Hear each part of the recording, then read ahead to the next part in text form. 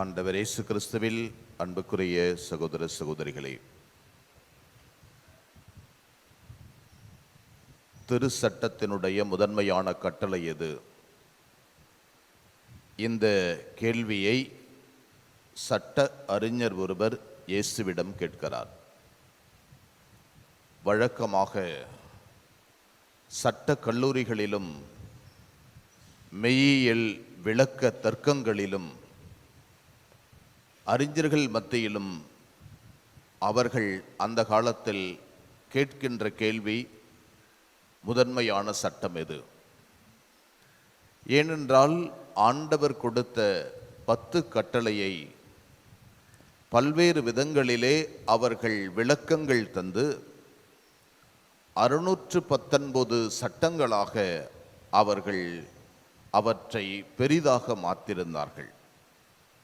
இத்தனை சட்டங்களையும் படித்து அறிந்து தேர்ந்த ஒருவர் மட்டுமே சட்டங்களை பற்றியும் கடவுளை பற்றியும் போதிக்க முடியும் என்பது அவர்களுடைய ஐதீகம். எனவே இயேசுவிடம் வந்து அவர்கள் இந்த கேள்வியை கேட்கிறார்கள். இயேசு பெரிய அறிஞர்களுடைய காலடிகளிலோ அல்லது பெரிய சட்டக்கல்லூரிகளிலோ படித்தவர் அல்ல என்பது அவர்களுக்கு தெரியும். எனவேதான் அவரை சோதிக்கும் நோக்குடன் இந்த கேள்வியை கேட்கிறார்கள். ஆனால் அவர்களுக்கு தெரியவில்லை, இந்த சட்டங்களை வழங்கியவரே இந்த இறைவன்தான் என்பதை மறந்து போனார்கள். எனவே அவரை வெறும் மனிதர் என்று நோக்கில் அவரிடம் இந்த கேள்வியை கேட்கிறார்கள்.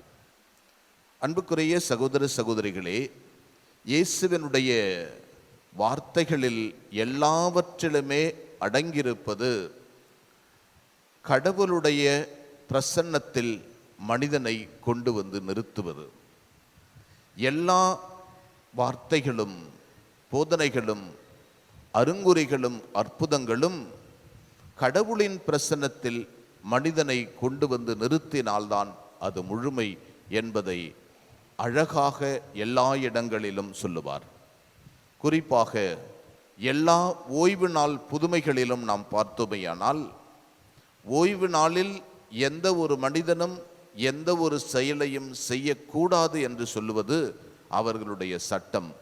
ஆனால் ஓய்வு நாளில் கடவுளை போற்றி புகழ்கின்ற இடத்தில் மனிதன் கடவுளின் பிரசன்னத்தை அனுபவித்து அங்கே கடவுளுடைய அருளை பெற்று அவன் புதிய மனிதனாக மாற வேண்டும், புதிய உடலை பெற வேண்டும், புதிய வாழ்வை பெற வேண்டும் என்று சூம்பிய கையனை குணமாக்குகிறார். கூன் விழுந்த பெண்மணியை குணமாக்குகிறார். பல நாட்கள் சீலோவாம் குளத்தில் படுத்திருந்த மனிதனை உன் படுக்கையை தூக்கி கொண்டு போ என்கிறார்.